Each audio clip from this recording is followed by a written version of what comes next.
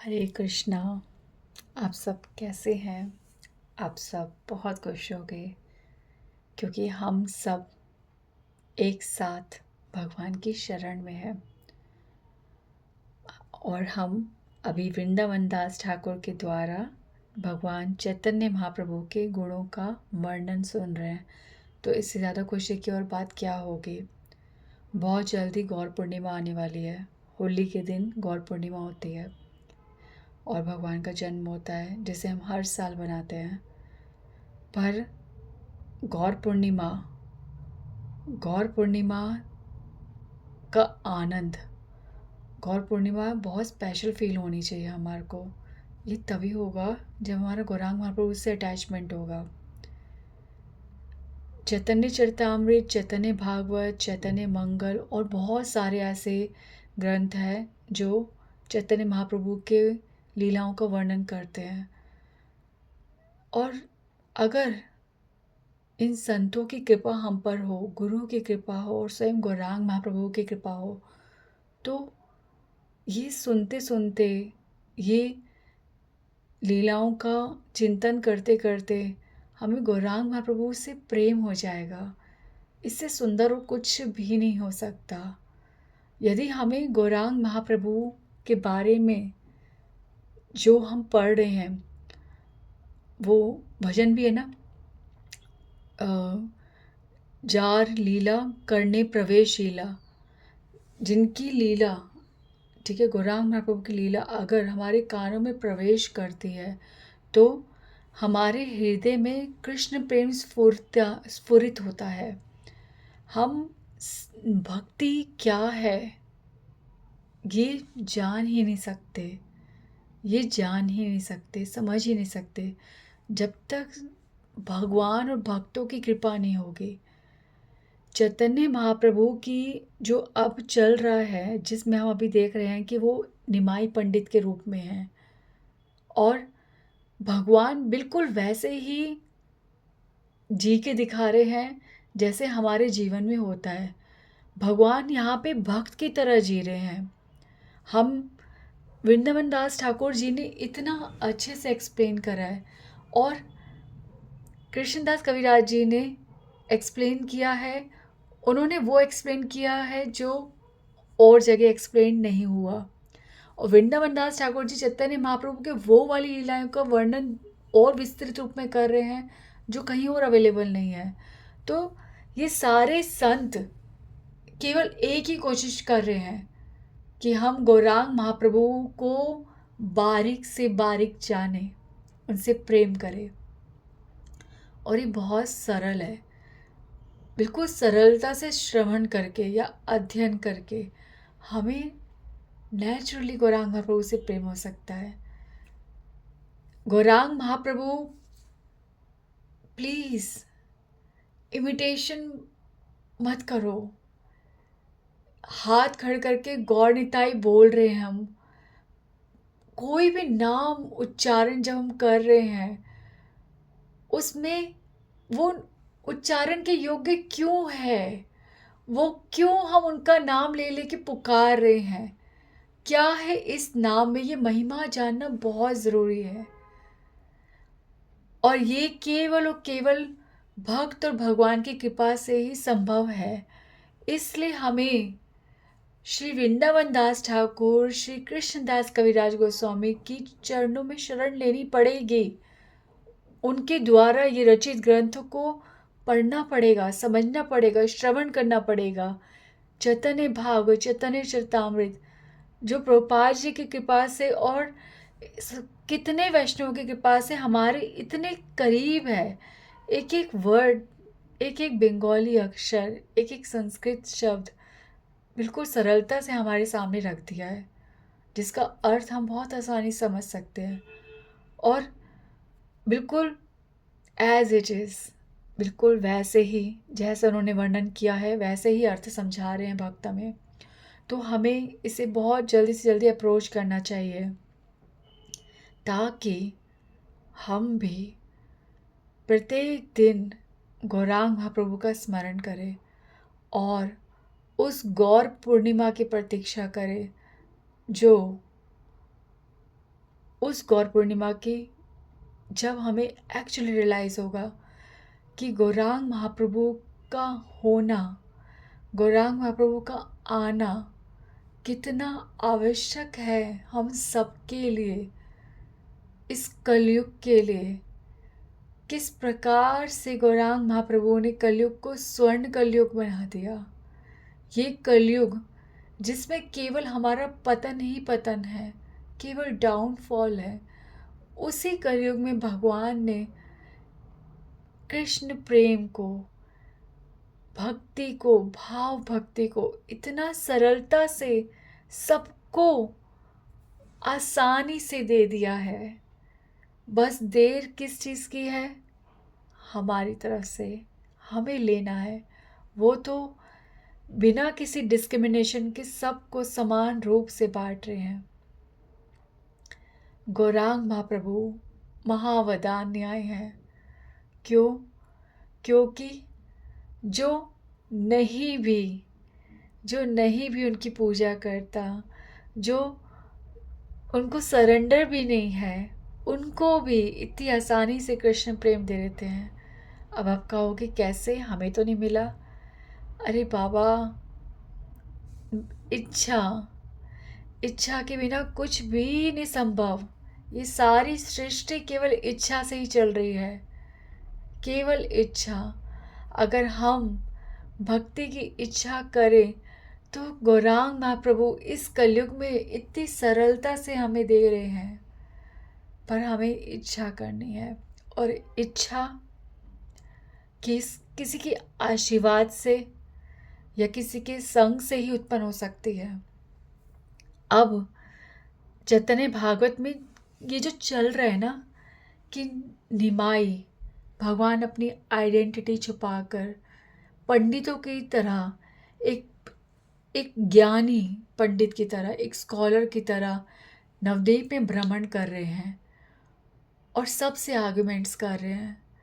भगवान जब गंगा किनारे पर बैठते हैं, सबके बीच में सबको ग्रामर, व्याकरण और अनेक तर्क, शास्त्रों पर तर्क कर करके सबको हरा रहे हैं, तो वहीं पे सारे भक्त, अद्वैत आचार्य, श्रीवास ठाकुर, गदाधर जी, मुकुंद जी, समस्त भक्त गौरांग महाप्रभु को दूर से देखते हैं और उनकी सुंदरता, उनके गुणों को देखकर इतने अट्रैक्ट होते हैं और कहते हैं कि निमाई इतना सुंदर जीवन क्यों व्यर्थ कर रहा है।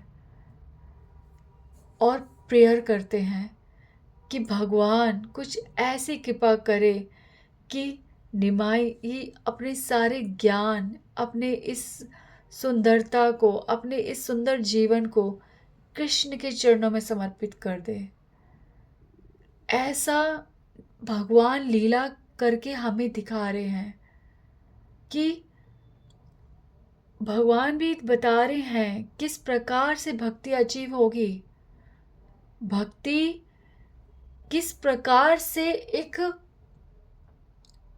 जैसे धागा होता है ना, धागे में हम फूल माला या कुछ भी पिरोते हैं तो पहले गांठ लगाई जाती है, फिर एक एक एक एक करके फूल डाले जाते हैं, फिर जाके वो कंप्लीट माला बनती है। वैसे ही हर चीज़ सूत्र वन बाय वन अकॉर्डिंगली हो रही है। तो ये जो गांठ है ना, ये गांठ, अगर ये गांठ ना हो ना धागे में तो सब नीचे, ऊपर से डालते जा रहे, नीचे से निकलता जाएगा। और ये गांठ है भक्तों का आशीर्वाद, भगवान की कृपा। जब ये दो चीज़ हमारे साथ होती है ना, तो हम भगवान के बारे में जो भी सुन रहे हैं, जो भी हम एकत्र कर रहे हैं, जो भी भक्ति का आसपास से हम ग्रहण कर रहे हैं, वो सब रुकता है। और ये कृपा और ये भक्तों का आशीर्वाद ना हो तो ये उस धागे से निकल जाएगा, टिकेगा नहीं। तो ये गांठ बहुत आवश्यक है। अब भगवान यहाँ बता रहे हैं कि किस प्रकार उनके लिए भक्त प्रार्थना कर रहे हैं।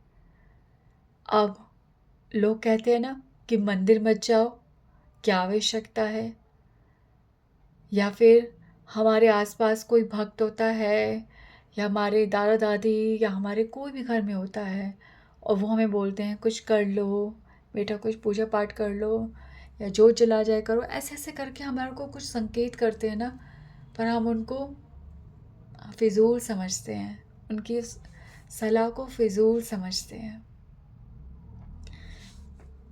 हमने उसे नहीं अपनाया, पर यही आसपास के जो लोग होते हैं ना, यही हमारे लिए प्रार्थना कर रहे होते हैं कि ये भगवान इन्हें सद्बुद्धि दो, ये भक्ति करे। वो जो प्रेयर्स होती है ना, वो ही हमारे लिए वर्क करती हैं। ये चैतन्य महाप्रभु इन्हीं लीला के द्वारा हमें बता रहे हैं। तो हम जब मंदिर जाते हैं या हम कभी भी कहीं भी होते हैं और कोई भक्त हमें देखता है, तो वो हमारे लिए प्रार्थना करता है कि हम इतने मूल्यवान, इतना इतना बड़ा ये जीवन जो है, ये इतना बड़ा गिफ्ट है, इतनी बड़ी कृपा है भगवान की, ये मनुष्य जन्म, और ये हम गवा रहे हैं। ये जब चित्र कोई भक्त देखता है ना अपने आसपास, तो वो उसके लिए प्रार्थना करता है, और वही प्रार्थना गांठ होती है। और वो गांठ पक्की तब होती है जब भगवान कहते हैं कि मेरे भक्त ने मांगा है उसके लिए, और कृपा कृपा कर देते हैं और गांठ पक्की हो जाती है। फिर जीवन में उस व्यक्ति के जीवन में घटनाएं घटना शुरू होती है और वो धीरे धीरे धीरे भक्ति की ओर अग्रसर होता है।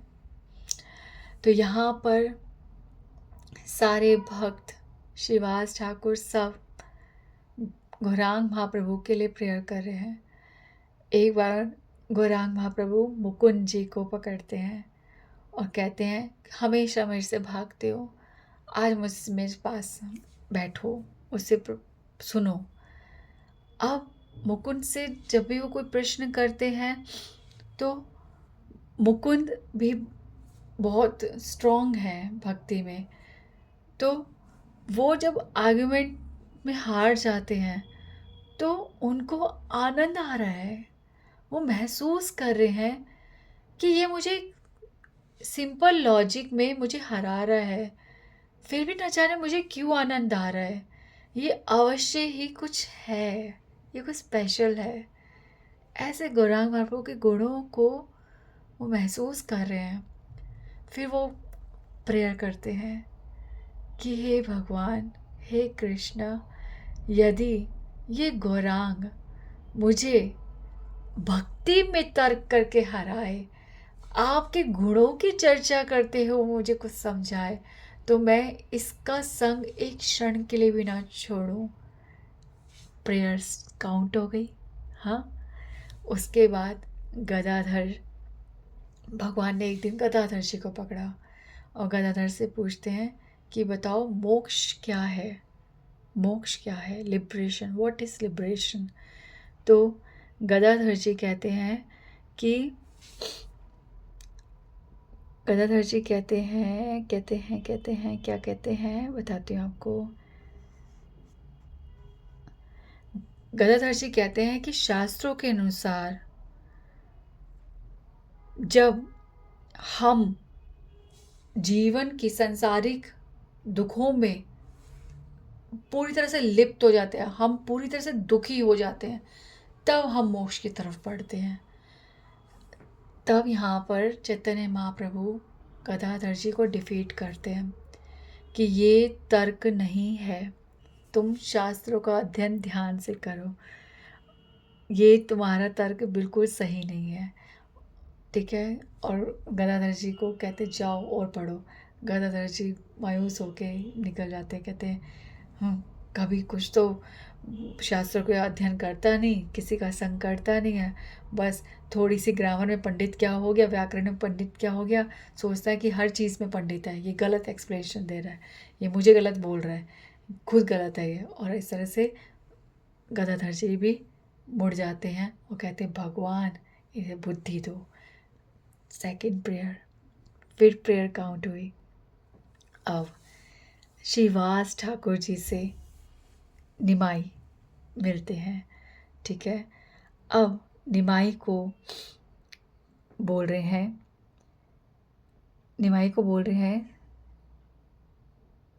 कि निमाई क्यों तर्क वितर्क में जीवन बिता रहे हो? तुम जगन्नाथ मिश्र के पुत्र हो, तुम एक भक्त के पुत्र हो, तुम्हारी रुचि तो शास्त्रों में होनी चाहिए, कृष्ण भक्ति में होनी चाहिए। अपना चित्त कृष्ण भक्ति में लगाओ, कृष्ण के गुणों के वर्णन करने में लगाओ। तब चैतन्य महाप्रभु कहते हैं यहाँ पे, यदि आप मेरे लिए प्रार्थना करें तो यह संभव हो जाएगा, यह संभव हो जाएगा। अब यूं कह के वो निकल जाते हैं। और फिर श्रीवास ठाकुर भी प्रेयर करते हैं कि भगवान कुछ ऐसा करो कि ये सदैव भक्तों का, वैष्णवों का संग करे। अब श्रीवास ठाकुर की प्रेयर भी काउंट हो गई। तो इस तरह से भगवान दिखा रहे हैं कि किस प्रकार से भक्तों के आशीर्वाद, भक्तों की प्रार्थनाएं एक व्यक्ति को भक्ति की ओर बढ़ाती है। अब भगवान जो है, निमाई पंडित जो है, वो भगवान है। उनके एफल्जेंस, उनके शरीर से तेज प्रताप निकलता है। वो जो भी बोलते हैं सब उसे मुग्ध होकर सुनते हैं, सब उनको मतलब एकदम अपनी इंटेलिजेंस लॉस्ट कर देते हैं, बिल्कुल मुग्ध हो जाते हैं। गौरांग जो कह रहे हैं, निमाई जो कह रहे हैं, सब मान रहे हैं। अब निमाई किसी परफ्यूम वाले के पास जाते हैं और कहते हैं कि ये सबसे अच्छा इत्र तुम्हारा है, वो मुझे बताओ, दिखाओ। तो वो सूंघते हैं। अब वो कहते हैं कि मेरे पास है तो नहीं, पर मेरी इच्छा है कि मैं इस इत्र का इस्तेमाल करूं, उपयोग करूं। तो वो परफ्यूम वाला कहता है कि आप इसे बिना संकोच के ले जाइए, अगर आपको इसकी सब अच्छा लगे तो आप मुझे बाद में पैसे दे दीजिएगा। फिर कहते हैं आपको पता है कैसे लगाना है? और भगवान को उस इत्र से मसाज करता है और उसको परम संतुष्टि प्राप्त होती है। आगे भगवान जाते हैं एक फूल बनाने वाले, फूल माला बनाने वाले के पास, और उससे कहते हैं कि सबसे सुंदर फूल माला दिखाओ। और वो फूल माला वाला सबसे सुंदर फूल माला भगवान को सीधा पहना देता है। भगवान कहते हैं, अरे ये क्या कह रहे हो, मेरे पास तो कोई मूल्य नहीं है इसे चुकाने का, मेरे पास कुछ पैसे नहीं है, मैं कैसे आपका इसका मूल्य चुकाऊंगा? तो भगवान को कहते हैं कि कोई आवश्यकता नहीं है, ये तो मैं अपनी प्रसन्नता से आपको पहना रहा हूँ, आप बस स्वीकार कीजिए। तो हर कोई भगवान को सर्व कर रहा है, कोई भी संदेह नहीं कर रहा। भगवान जो भी बोलते हैं सब चुपचाप उसे मानते हैं, उसे कर लेते हैं। और इस प्रकार से भगवान पता है किस लीला में जी रहे हैं इस टाइम? जब भगवान श्री कृष्ण मथुरा में आए थे और बलराम जी के साथ जब नगरी में भ्रमण कर रहे थे, तो प्रत्येक व्यक्ति भगवान को सेवा दे रहा था। ये वही लीला है और भगवान वहाँ पे अपनी लीला में विचर रहे हैं और सब सब जो है भगवान की सेवा कर रहे हैं, क्योंकि वो सब धामवासी हैं, वो भगवान के नित्य पार्षद हैं। भले ही माया के प्रभाव से कोई निमाई को पहचान नहीं पा रहा, पर सब बिल्कुल एज इट इज़ लीला के अंतर्गत भगवान की सेवा में लगे हुए हैं, क्योंकि वो नित्य पार्षद, नित्य सेवक है भगवान के। अब भगवान, हाँ, एक बार ना एक एस्ट्रोलॉजर जो होते हैं, जो हमारे रेखाएं पढ़ते हैं, जिनको ज्ञान होता है नक्षत्रों का, तो उनके पास जाते हो, बताते पूछते हैं कि बताओ मेरा पिछले जन्म में मैं क्या था। अब वो जो पंडित, वो जो एस्ट्रोलॉजर होता है, वो गोपाल मंत्र करता है और ध्यान करता है। तो जब ध्यान करता है, वो क्या ध्यान कर रहा है? भगवान के भूतकाल को देखने का, कि वो गोपाल मंत्र करता है कि भगवान का भूतकाल दिखे ताकि वो जवाब दे कि निमाई पंडित पिछले जन्म में क्या थे। अब वो जब गोपाल मंत्र करता है तो उसे भगवान के वरा अवतार के, भगवान के नरसिंह अवतार के, वामन अवतार के, सारे अवतारों के दर्शन होते हैं और अंत में भगवान कृष्ण के दर्शन होते हैं, जो माखन हाथ में लेकर कमर करधनी में अपनी वो जो पहनते ना, सैश पहनते हैं वो, और भगवान अपने घुटनों पर क्रॉल कर रहे हैं, ऐसा उन्हें दर्शन होता है। फिर कुछ समय बाद वो अपने ध्यान से बाहर निकलते हैं, निमाई देख रहे हैं और उनके हाथ में निमाई का हाथ है। अब संकोच कर रहे हैं कि मैं बड़ा ध्यान करने की कोशिश कर रहा हूँ पर मैं देख क्यों नहीं पा रहा हूँ। अब निमाई ने जो पूछा था कि मैं पिछले जन्म में क्या था, वही सब उन्हें दिख रहा है, पर देवी माया की कृपा से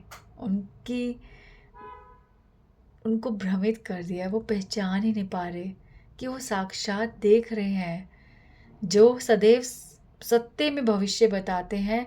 आज उन्हें अपने ही नॉलेज पर डाउट हो गया। वो ये जानते हुए भी कि वो क्या देख रहे हैं, वो रिलेट ही नहीं कर पा रहे कि वो निमाई का ही भूतकाल देख रहे हैं। और फिर निमाई को कहते हैं कि अभी मैं ध्यान नहीं कर पा रहा, तुम कल आना, मैं कल बताऊंगा कि तुम पिछले जन्म में कौन थे। तो इस प्रकार से भगवान लीलाएं कर रहे हैं। अब आती है बात श्रीधर जी की। श्रीधर जो है वो बहुत बहुत एक गरीब ब्राह्मण है, दरिद्र ब्राह्मण है, और वो केलों के पत्तों से बर्तन बनाते हैं। केले की जो जड़ें होती हैं वो बेचते हैं, ठीक है, और केले बेचते हैं, और बड़ी मुश्किल से थोड़ा सा बस उनको बस इतना पैसा मिल जाए कि जिससे वो रोटी आज की खा सके, इतना ही वो श्रम करते हैं और बस। अब गौरांग महाप्रभु का ये नित्य दिन का कार्य है कि श्रीधर के पास जाना है और उनसे कहना है कि मुझे आज क्या बेच रहे हो, मुझे दो। वो ले लेते हैं और पैसे नहीं देते। तो श्रीधर जो है हमेशा उनसे आर्गुमेंट करते हैं। गौरांग महाप्रभु हर प्रतिदिन उन दोनों में आर्गुमेंट होता है। तो ये जो श्रीधर जी है ना, ये जो मैं आज आपको बता रही हूँ ना कि भगवान किस प्रकार से बता रहे हैं कि व्यक्ति के जीवन में भक्ति किस प्रकार आती है, ये श्रीधर जी आगे जाके ये प्रूफ होगा कि भक्ति एक्चुअली कब स्टार्ट होती है। इसलिए श्रीधर जी के बारे में ध्यान से सुनिए। अभी बहुत छोटा सा वर्णन है, आगे जाके श्रीधर जी गौरांग महाप्रभु के जीवन में किस प्रकार से एक बड़े परिवर्तन का कारण होंगे, ये आगे आएगा।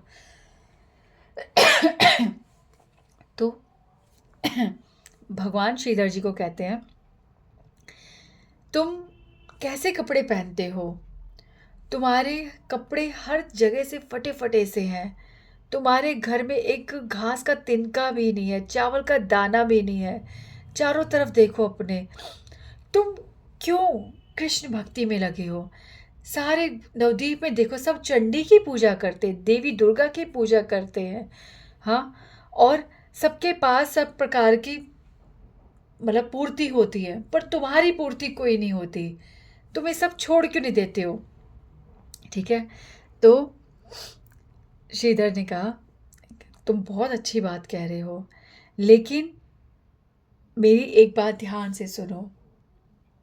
एक राजा, ठीक है, और एक पक्षी, दोनों जो हैं एक ही मुद्दे पर चल रहे हैं। वो क्या कि भोजन खाना है, भोजन खाने के लिए कैसे कमाना है, कैसे पैसे अर्जित करने हैं।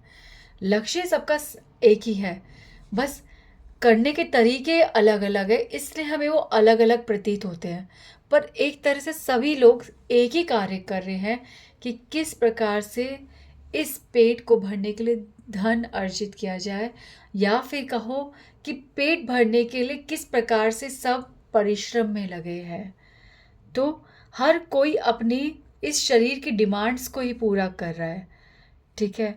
तो इस तरह से जब श्रीधर जी का ये जवाब सुनते तो भगवान बड़े ही हैरान होकर श्रीधर जी को देख रहे हैं और फिर बोलते हैं कि तुम मुझे मूर्ख बना रहे हो। तुम्हें पता है सब लोग मुझे निमाई पंडित कहते हैं, मैं मूर्ख नहीं बन सकता। चलो अब जल्दी से बताओ, तुम्हारे पास कोई ना कोई छुपा खजाना है, बताओ वो खजाना कहाँ रखा है। और श्रीधर जी एकदम से डरते हैं, क्या बोल रहे हैं।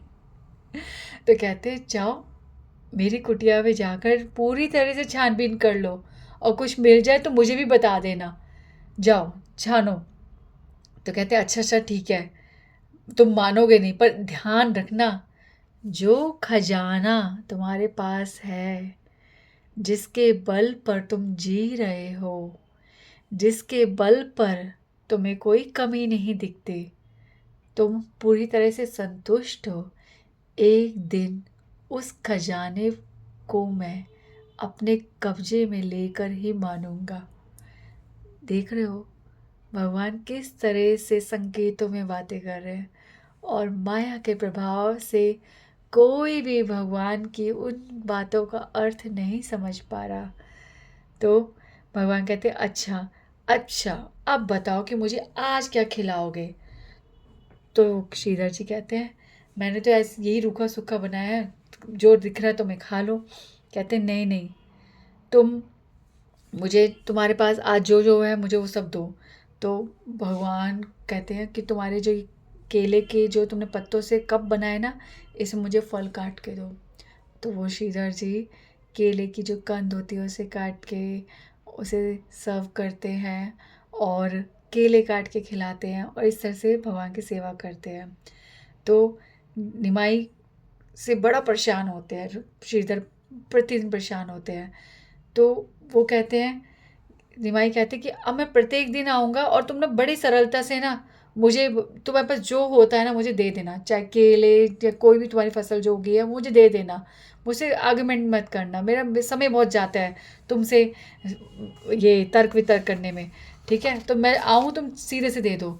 अब श्रीधर जी हृदय में सोच रहे हैं ये पंडित है और ये बलशाली भी दिखता है, अगर मैं इसे नहीं दूंगा तो एक दिन ये मुझसे मार के मुझसे ले लेगा, बल से ले लेगा, और ये ले भी ले तो क्या है, मुझे पता नहीं क्यों एक आनंद सा आता है।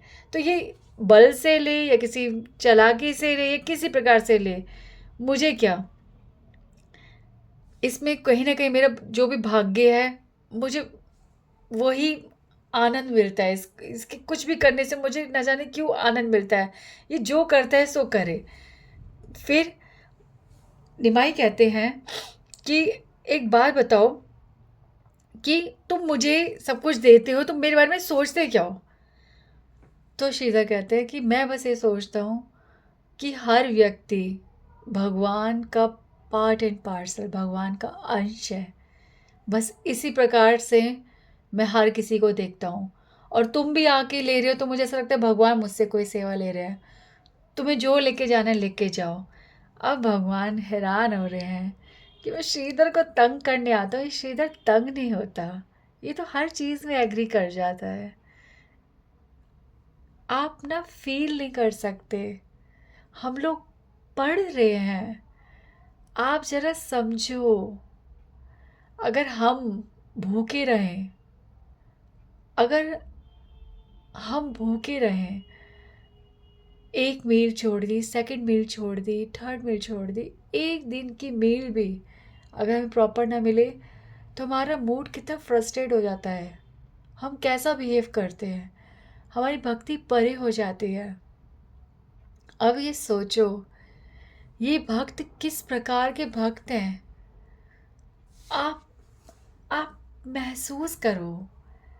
आप कभी ना कभी स्ट्राइव करते होगे खाने के लिए, या किसी कंडीशन में या किसी व्रत में, उपवास में, या कभी किसी किसी भी तरीके से, ठीक है। हो सकता है कभी ना कभी एक दिन आता है जब हम रियलाइज़ करते हैं कि भूख के बिना भी रहना कैसा होता है। अभी सोचो इनके पास ऑप्शन नहीं है भूखा रहना, ये इनकी मजबूरी है कि उनके पास अवेलेबिलिटी ही नहीं है, वो चीज़ है ही नहीं, उपलब्ध ही नहीं है। उसके बावजूद उसके बावजूद वो भगवान को भूलते नहीं हैं। रंती देव, याद है ना, भागवतम में आते हैं वो किस प्रकार से, जब भी वो निवाला खाते थे, एक बार तो भगवान ने कितनी परीक्षा ली कि वो अंत में कुत्ता तक आ जाता है और वो उसको भी नहीं टालते, अपनी थाली का सब कुछ दे देते हैं और स्वयं भूखे रहते हैं।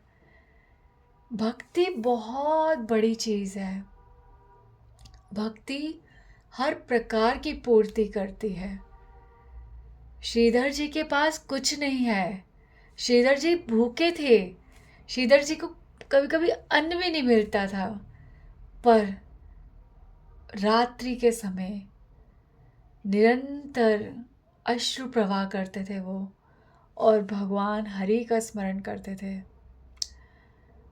जिसकी आत्मा को भजन मिल रहा हो, भक्ति मिल रही हो, उसको शारीरिक भूख, उसको शारीरिक कोई भी तकलीफ उसको छूती तक नहीं है। क्यों? क्योंकि वो आत्मा के लेवल पर जी रहे हैं। वो शरीर के लेवल पे होते ही नहीं है। उनका सारा कार्य, सारी क्रियाएं आत्मा के लेवल पर होती हैं। तो ये है श्रीधर जी। श्रीधर जी गौरांग महाप्रभु की लीला का एक मुख्य पार्ट है। तो इसलिए प्लीज़ प्रणाम कीजिए श्रीधर जी को, उनसे कृपा मांगिए।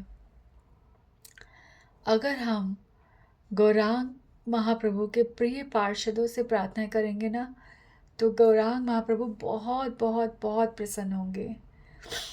तो इसके बाद अब भगवान प्रतिदिन श्रीधर जी से लेके आते हैं फल मूल, ठीक है। और अब आगे जाते जाते जाते क्या होता है, गौरांग महाप्रभु की महिमा चारों ओर फैल गई है और सब गौरांग महाप्रभु का बहुत सम्मान करते हैं। तो एक बार क्या होता है, एक दिग्विजय पंडित है, ठीक है, दिग्विजय पंडित है उनका नाम। तो वो जो है पूरे वर्ल्ड में हर जगह से घूम के आते हैं और सबको अपने पांडित्य से, अपने आर्ग्यूमेंट से हराते हैं। अब वो जो दिग्विजय पंडित है, केशव कश्मीरी, अब वो आ रहे हैं कहाँ, नवद्वीप में, ठीक है। अब सब नवद्वीप वासी बहुत चिंतित है, क्योंकि नवद्वीप जो है बहुत ही फेमस है। क्यों? क्योंकि वहाँ पे पंडित हैं, सारे लोग वहाँ पे शिक्षा ग्रहण करने आते हैं, व्याकरण सीखने आते हैं। और यदि ईश्वर जो ये है केशव भारती जो है, अगर ये वहाँ पे आ जाते हैं और हरा के जाते हैं, तो इस तरह से नवद्वीप की ख्याति कम हो जाएगी, तो कौन वहाँ आएगा सीखने के लिए। तो इसलिए सब बड़ी चिंता में है, और वो दिग्विजयी केशव भारती जो है वो आ रहे हैं, ठीक है। और सब ये जानते हैं कि उनको वरदान मिला है कि वो माता सरस्वती को प्रसन्न किया है उन्होंने, और माता सरस्वती सदैव उनकी जीवा पर वास करती है। इसलिए उनके जीवा से कोई भी शब्द जिसका उच्चारण होता है वो ना वो गलत होता है, और वो कभी भी किसी भी प्रश्न का एकदम सटीक और सही उत्तर ही देते हैं। तो इसलिए वो किसी से हार ही नहीं सकते। इस तरह से वो आते हैं, ठीक है, नवद्वीप में आते हैं। अब नवद्वीप में जब वो आते हैं, ठीक है, तो यहाँ पर सारे लोग, सारे जो उनके गौरांग महाप्रभु के शिष्य हैं निमाई पंडित के, वो बताते हैं कि महाप्रभु निमाई पंडित को गुरुदेव एक दिग्विजय पंडित जो है वो सबको हरा कर यहाँ पर नवद्वीप में आया है, उन्हें कोई नहीं हरा सकता। तो अब गौरांग महाप्रभु ने जब ये सब सुना तो वो मंद मंद मुस्काए। उन्होंने कहा कि भगवान, इस संसार में भगवान जो है ना, ऐसा व्यक्ति जो अपनी एक सिंगल क्वालिटी, ठीक है, आप नोट करना कि सबके अंदर सब प्रकार के गुण नहीं होते। हर किसी के अंदर एक ही गुण प्रमुख होता है, ठीक है। कोई बहुत सुंदर होता है तो कोई बहुत एजुकेटेड होता है, बहुत ही कम, ज़्यादातर तो भक्त, ठीक है, या फिर भक्त होते हैं या भक्त होने वाले होते हैं। ऐसे ही लोग होते हैं जिनके अंदर ऑलमोस्ट सारी क्वालिटीज़ होती है, और नहीं होती है तो धीरे धीरे डेवलप होती है और वो परफेक्ट होते जाते हैं, ठीक है। तो अन्यथा भौतिक जगत में हर किसी के पास कोई सिंगल क्वालिटी ही होती है जो उत्कृष्ट होती है, उच्चतम होती है, और उसके बल पर वो अहंकार करते हैं। ऐसे लोगों का अहंकार स्वयं भगवान तोड़ते हैं, भगवान कृपा करते हैं।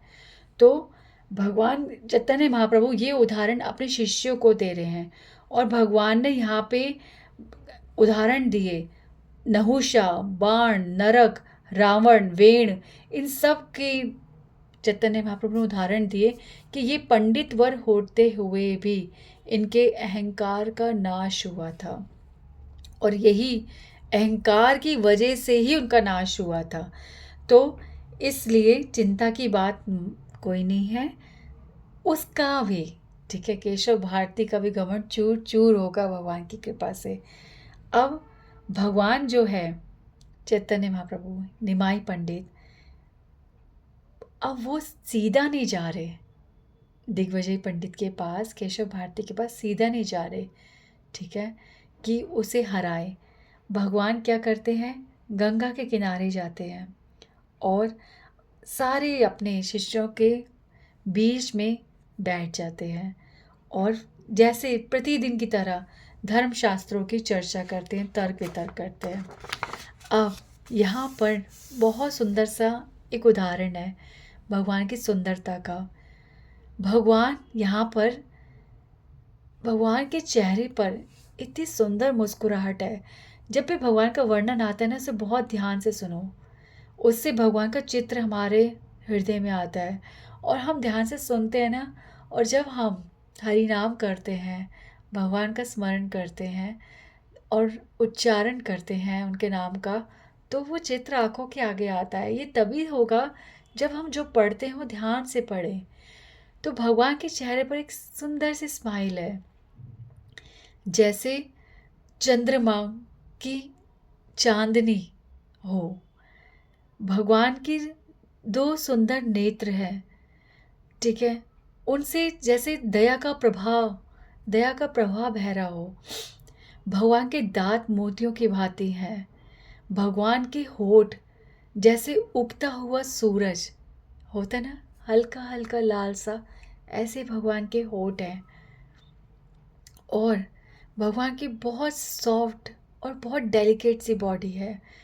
भगवान दया का अवतार दिख रहे हैं, और उनके बाल, उसके आखिरी में भगवान के कर्ल्स हैं। भगवान के बाल एकदम काले काले, एकदम शाइनिंग से, और कर्ली कर्ली बहुत सुंदर लग रहे हैं।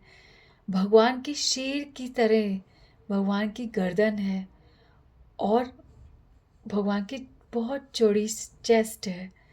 भगवान इतने सुंदर वस्त्र पहने हुए हैं, इतने सुंदर वस्त्र, और भगवान की बॉडी जो है पूरे प्रपोर्शन में है, पूरे प्रपोर्शन में, ऊपर से जितनी लंबी है नीचे से भी उतनी लंबी। भगवान के हाथ घुटनों तक आते हैं, और भगवान ने जनेऊ धारण किया हुआ है जो अनंत शेष जी के धनुष का प्रतीक सा लग रहा है।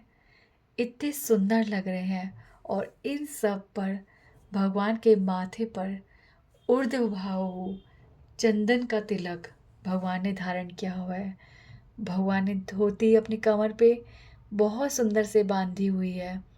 भगवान चौकड़ी लगा के बैठे हुए हैं, जैसे कोई योगी बैठा है।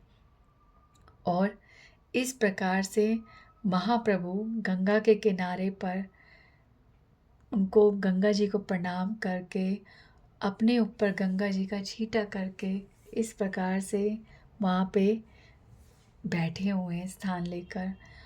अब दिग्विजय पंडित केशव भारती वहाँ पे आता है और दूर से देखता है और देखकर अचंभित रह जाता है, भगवान इतने सुंदर लग रहे हैं। और एक शिष्य से आस जो उनके पास ही बैठा था उनसे पूछते ये कौन है, तो कहते हैं ये यहाँ पे बहुत प्रसिद्ध हैं, इनका नाम निमाई पंडित है। तो कहते हैं अच्छा, मैंने सुना है ये निमाई पंडित है। अब भगवान जब सभा के बीच में बैठे हुए हैं तो भगवान ने दूर से देखा दिग्विजय पंडित केशव भारती को। भगवान दूर से मुस्कुराए और केशव भारती भगवान के स्माइल को देखकर मुग्ध हो गया है और न जाने कहाँ उसका ध्यान चला गया है, वो भगवान को निहारे ही जा रहा है। इधर से भगवान एक चिंता में है कि कैसे किया जाए कि इस दिग्विजय पंडित जो का केशव भारती का अहंकार भी टूट जाए और इसको दुख भी ना हो। अगर मैं इसको सीधा हराता हूँ, इसको इसको सीधा चैलेंज करता हूँ, तो इससे इसकी ख्याति नाश हो जाएगी और ये दुखी हो जाएगा। और जब किसी का अहंकार टूटता है और जिसके बल पर वो सदैव जीता रहा, उस अहंकार के टूटने पर वो डिप्रेस हो जाता है, वो को मृत्यु की इच्छा करने लगता है। तो ऐसी स्थिति भगवान नहीं चाहते। भगवान नहीं चाहते उसका हंसी मजाक हो। भगवान तो बस ये चाहते हैं कि वो इस ज्ञान को, इसको अहंकार में नाश ना करे, बल्कि भगवान की भक्ति में उसे लगाए। तो भगवान यहाँ पे कर रहे हैं, सोच रहे हैं। तभी भगवान मुस्कुराते हुए बोलते हैं कि आइए यहाँ पे बैठिए, मेरे पास आके बैठिए। फिर भगवान कहते हैं मैंने सुना है आप बहुत सुंदर कविताएं भी करते हैं। देखिए कितना सुंदर गंगा जी का प्रवाह है और पूर्णिमा की रात्रि है। गंगा जी कितनी सुंदर, शीतल और कितनी चमक रही हैं। आप हमार को अगर गंगा जी की वर्णन में कुछ कविताएं सुनाएंगे तो हम सब आनंद में मग्न हो सकते हैं और आपकी ख्याति को भी दर्शन कर सकते हैं। तो इस प्रकार से दिग्विजय पंडित भगवान के इस तरह से इतने सुंदर हम्बली जो उन्होंने ऑफर करा, उससे बहुत खुशी हुई उन्हें। और दिग्विजय पंडित जी ने गंगा जी को प्रणाम करके भगवान गंगा जी की स्तुतियां गाना शुरू कर दिया और लगातार 3 घंटे तक वो गंगा जी की स्तुति गाते रहे, गाते रहे, गाते रहे और अंत में उन्होंने विराम लिया। और निमाई पंडित ने कहा कि बहुत सुंदर है, बहुत सुंदर। आपकी जो ये स्तुतियाँ आपने लगातार इतनी गाई, शायद इसे कोई सुन सकता हो। अर्थ तो दूर की बात है, जब तक सुनेगा ही नहीं तो अब तक अर्थ कैसे कर सकता है। तो क्यों ना ऐसा हो कि आप ही एक ही स्तुति गाते हुए उसका अर्थ बताइए। पर मैं एक बात बस कहूँगा कि इसमें बस 3 जगह गलती हुई है। आप मैं क्षमा मांगता हूँ, आप बुरा न मत मानेगा। बस 3 गलती हुई, एक आरंभ में, एक मध्य में और एक अंत से बस थोड़े थोड़े पहले पहले। फिर भगवान उस वर्ड्स को गाते भी हैं और बताते हैं कि ये वाले में ये गलती, इसमें ये गलती और इस पे ये गलती। अब दिग्विजय पंडित ने जब ये सुना तो वो हैरान हो गए, क्योंकि उनको ये बड़ा शौक लगा कि माँ सरस्वती का आशीर्वाद कभी विफल नहीं हो सकता। ऐसा हो ही नहीं सकता कि उनके मुख से कुछ गलत वर्णन, कुछ गलत संस्कृत का उच्चारण हो ही नहीं सकता। वो बिल्कुल लॉस्ट हो गए। उनको समझ ही नहीं आ रहा कि क्या जवाब देना है, ये त्रुटि किस प्रकार से मैं सही बताऊं, वो समझ ही नहीं पा रहे। अब गौरांग महाप्रभु समझ रहे हैं वो कितने विचलित हो चुके हैं। तो गौरांग महाप्रभु ने कहा, निमाई पंडित ने कहा, चलिए आप छोड़िए, ये सब छोड़िए, आप एक काम करिए, एक और स्तुति गाइए और उसका वर्णन हमें बताइए, केवल एक। अब उनके मुख से कुछ निकल ही नहीं पा रहा, वो कुछ बोल ही नहीं पा रहे, बिल्कुल लॉस्ट हो गए हैं। अंदर ही अंदर सोच रही क्या हो रहा है, मैं हार क्यों गया, मैं हार क्यों गया। तब निमाई पंडित ने कहा कि कोई बात नहीं, आप आज रहने दीजिए, वैसे भी रात्रि का समय हो गया और सोने का भी समय होने वाला है, हम कल मिलते हैं। और इस प्रकार से उन्होंने अपने शिष्यों के साथ उनको प्रणाम किया और वो चले गए। और वो केशव भारती वहीं पे बैठा रहा, एकदम स्तब्ध कि ये क्या हो गया है, और चिंतन करे जा रहा है कि क्या हुआ। बड़ी उदासी के साथ वो अपने निवास स्थान पे पहुंचता है और माँ सरस्वती को याद करता है, उनका मंत्र उच्चारण करता है, उनका आवाहन करता है और उनसे प्रार्थना करता है कि मुझे क्षमा कीजिए, मैंने आज आपके चरणों में न जाने क्या गलती करी कि इस प्रकार मैं पछाड़ा गया, मैं हार गया आज। और इस प्रकार से वो माता से क्षमा मांग के सोता है।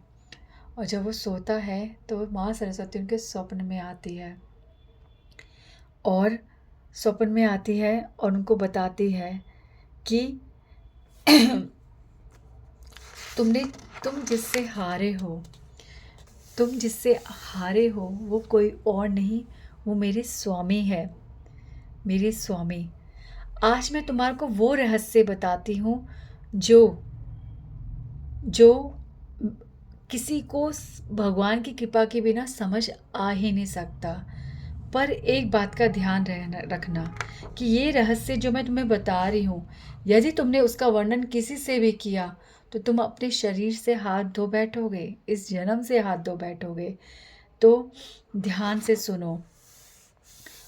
तुम जिससे आज हारे वो स्वयं भगवान है, और मैं उनकी एटर्नल सर्वेंट, उनकी नित्य दासी हूँ। और शर्म के कारण मैं उनके सामने आ नहीं सकती, इसलिए उस समय मैं तुम्हारे जीवा पर नहीं थी। भागवतम में मेंशन है, ठीक है। भागवतम का उदाहरण रखते हुए सरस्वती माता बोल रही हैं कि being ashamed of her position, the illusory energy of Lord can't take precedence। भगवान से जैसे पत्नी पति से शर्माती है, ऐसे सरस्वती माता भगवान के सम्मुख शर्म महसूस करती है, इसलिए कहीं भी उन वो अपनी प्राथमिकता नहीं रखते, ठीक है। उनके सामने इस सृष्टि के रचयिता ब्रह्मा, शिव जी, अनंत शेष जी, सब जो है बिविल्डर हो जाते हैं, भ्रमित हो जाते हैं। तो मैं क्या चीज़ हूँ, और तुम तो अपने बारे में सोचो ही मत। तो तुम जिससे हारे हो, ये तो बहुत भाग्य की बात है कि स्वयं भगवान ने तुम्हारा अहंकार तोड़ा है। और कोई भी दुख की बात नहीं है। ये ये कोई ये कोई तुम्हारी हार नहीं है, तुम्हारा आज तुम्हारे पे कृपा हुई है, तुम्हारा जीवन सफल हुआ है। जिस मंत्र को मैंने तुम्हें दिया उसका लक्ष्य ये नहीं था कि तुम दिग्विजयी होकर पूरे संसार में भ्रमण करते रहो। जो मंत्र मैंने तुम्हें दिया आज वो सफल हुआ कि तुम आज भगवान के दर्शन कर पाए। ये सफलता है तुम्हारी। और इस तरह से तुमने, क्योंकि मैं तुम्हारी आराध्य हूँ, इसलिए मैं भी आज बहुत गर्व महसूस कर रही हूँ।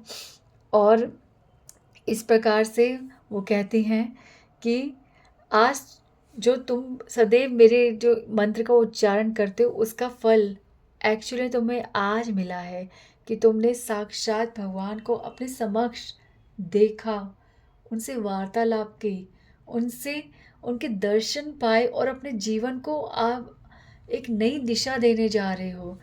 इस प्रकार से माँ सरस्वती ने उनको सब समझाया, और जैसे ही वो स्वप्न से उठे तब उन्हें रियलाइज़ हुआ कि माँ सरस्वती ने जो बताया वो सत्य है।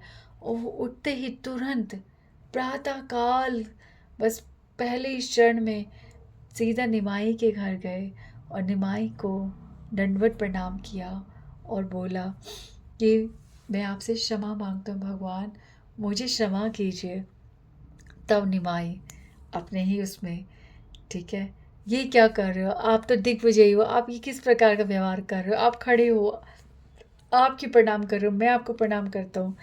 तो उन्होंने कहा, केशव भारती ने कहा, नहीं नहीं नहीं भगवान, मुझे स्वयं सरस्वती माता ने बताया कि आप कौन हैं। अब आप मेरे से कोई भेद नहीं छिपा सकते, आप बस मुझे क्षमा कीजिए। और इस प्रकार से भगवान ने उनको आशीर्वाद दिया और उनके हृदय में दिव्य ज्ञान प्रकाशित किया, और भगवान ने उनको समझाया, सब कुछ बताया। अब उन्होंने कहा कि आप इस ज्ञान का उपयोग भक्ति में कीजिए और इस सत्य को किसी को रिवील नहीं करना, ठीक है। इस प्रकार से भगवान ने उन पर कृपा करी।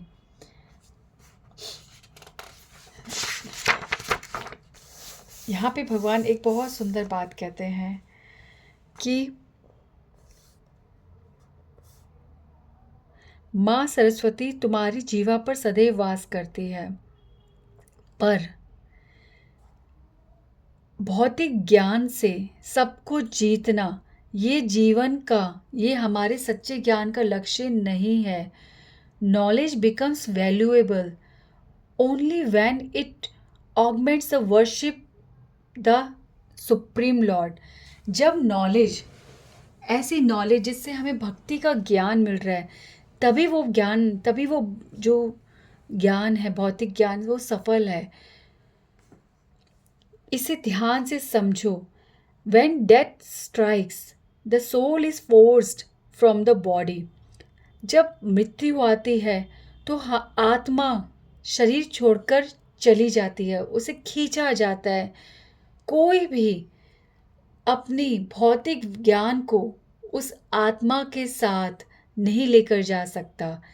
इसलिए जितने भी ज्ञानी और जो सेल्फ रियलाइज्ड सोल्स हैं, वो इस सांसारिक अस्तित्व को रिजेक्ट करते हैं, ठीक है, और केवल नित्य भगवान की सेवा में ही अपना जीवन व्यतीत करते हैं इस सत्य को जानने के बाद। तो नाउ ओ ब्राह्मण, लीव असाइड सारे तरह के अपने इंगेजमेंट्स जो है, जो तुमने अहंकार में व्यतीत किए, उन सब को छोड़कर कृष्ण की भक्ति में, उनके स्मरण में अपना जीवन बताओ अब। और सदैव याद रखना कि सत्य ज्ञान वही है, ठीक है, जिसके हृदय ने और चित्त ने भगवान की भक्ति का स्वाद चखा है। जो व्यक्ति भगवान के चरणों में समर्पित हो जाता है, वो ही सत्य ज्ञान का जो फल है उसे चख सकता है। तो ये जानते हुए इस ज्ञान को भक्तिमय ज्ञान बनाकर अब जीवन व्यतीत करो। और इस प्रकार से जो केशव भारती है, वो भगवान से परमिशन मांगते हैं, प्रणाम करते हैं और आगे का जीवन भक्ति में बिताते हैं। तो इस प्रकार से भगवान ने केशव भारती पर कृपा करी और उनका अहंकार तोड़ा। तो अब भगवान की ख्याति जो है नवद्वीप में और बढ़ गई है, और सब भगवान को बहुत बहुत ही क्या बोलते हैं, ऑ एंड रेवरेंस से भगवान को देखते हैं, सब प्रणाम करते हैं।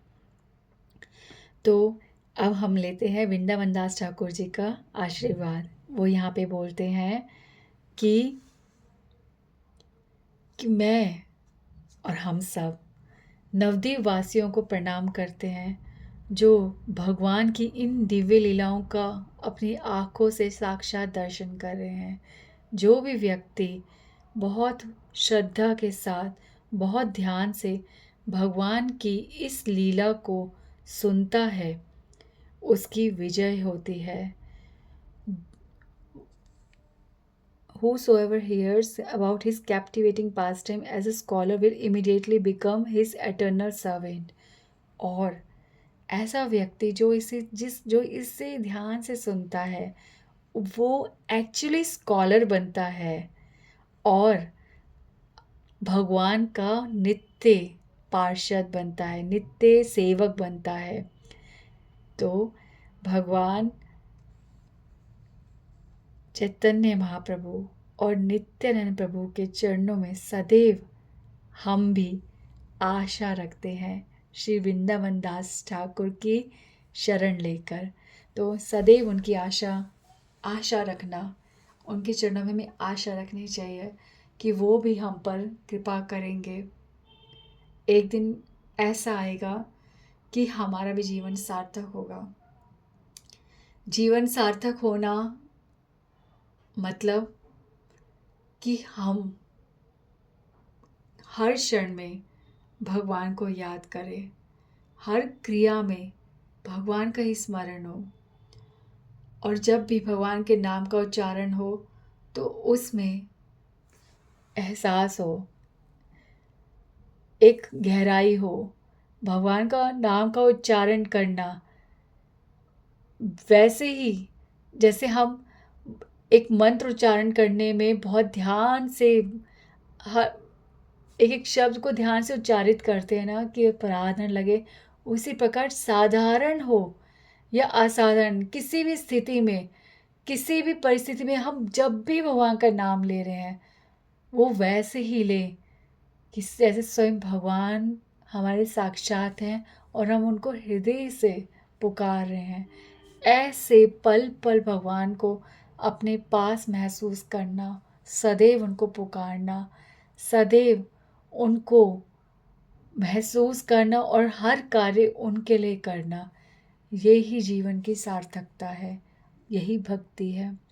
तो समस्त भक्त स्वयं भगवान गुरुदेव हम पर कृपा करे और हमें भक्ति दे।